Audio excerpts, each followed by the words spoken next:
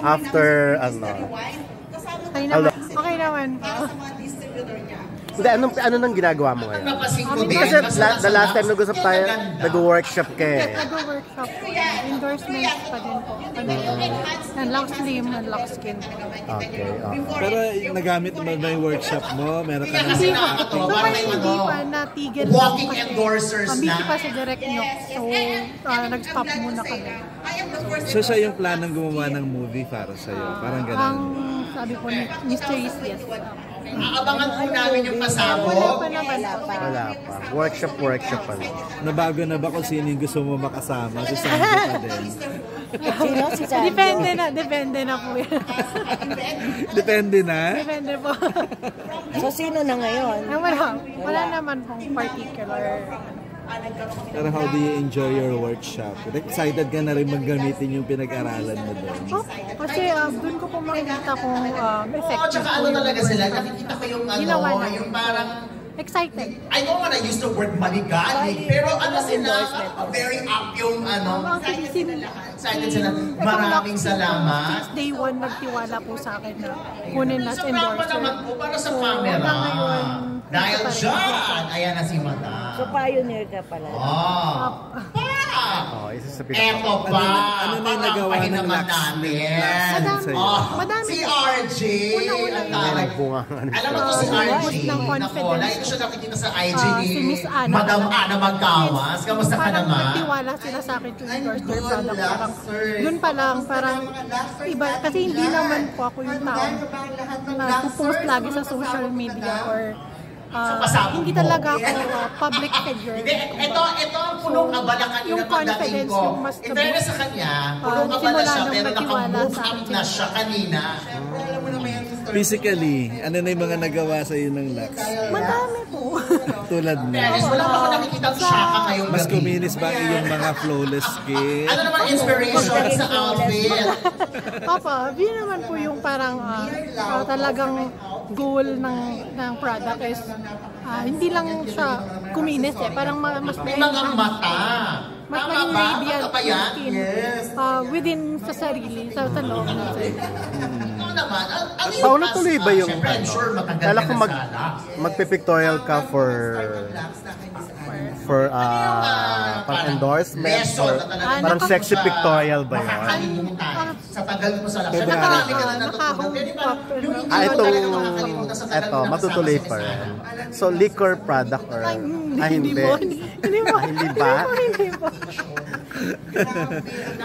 Wala pa. So sexy pictorial yun? Sexy pictorial.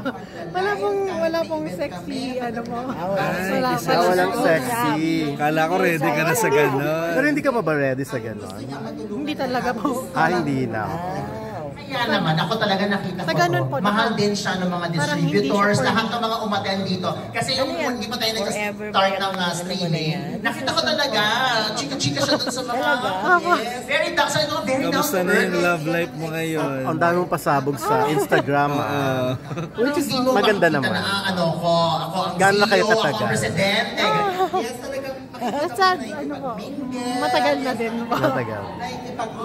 And kasi di ba parang yun yung basis nila lagi kung naka-move on ka na. Laging dun pinagbabasa niya. So now, of course, naman naka-move on ng tagal-tagal. Before pa naman. Masaya ka sa love life.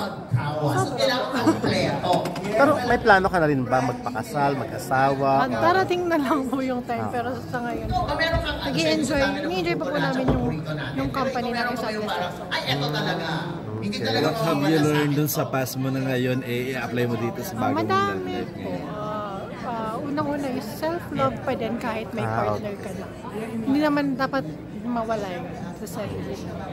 So, yun yung pero number one. all out ka pa rin ba? Nagtitiwala ka ba 100% pa rin? Or talaga? Parang hindi ba naging unfair din sa bago mo ngayon na parang may ganong na parang hindi man ibibigay yung full self because of what happened, may mga ganun. Wala naman. Napag-usapan naman okay naman po siya. Kasi hindi naman talaga parang kahit naman sino, mapalalaki or babae, self-love is the #1 priority. Bago mo mabigay yung full 100% Isang bonggang magrampa naman siya. Pero natakot ka ba nung time na magiging kayo na parang may ganun bang ano? May takot pero at the same time po, parang kasi sinecure naman niya na parang Iba ako, may ganyan. May ganun. May ganun. Pero, anong reaction pag may, hindi maiwasan ng comparison? Kino-compare sa past, sa ex. actually wala naman siyang hindi siya ganun. Actually, Walang ganun.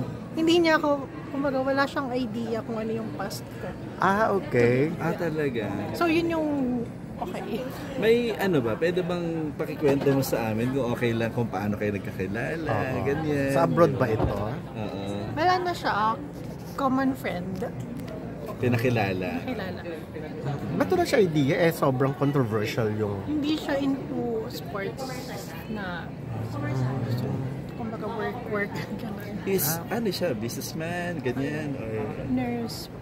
Nurse. Nurse. Pinoy ba? Yes, Pinay po. Okay. I'm sure naman alam niya yun. Pag na-google kasi pangalan mo, definitely. Nung ginugol niya po, parang okay. Pero yung nakilala na parang okay. Wala siyang idea. Pero dito siya naka-base hindi. Abroad. Kaya parang lagi nasa abroad. So LDR kayo. Hindi ka ba nahihirapan sa LDR? Hindi po. Tinitake namin siya as challenge. And kumbaga mas nakikilala namin yung isa't isa. Ugali ng isa't isa. Kasi yung pasensya, yung effort and time na binibigay namin sa isa't isa is nandun. Paano yun yung time? Paano? Time po is, kumbaga po... Zoom or ano? Video call po. Video call, yes. Kumbaga mas modern naman yung technology natin today. So, parang hindi naman siya mahirap talaga. Kung pareho kaming willing mag-adjust sa time ng isa't isa. What's something special?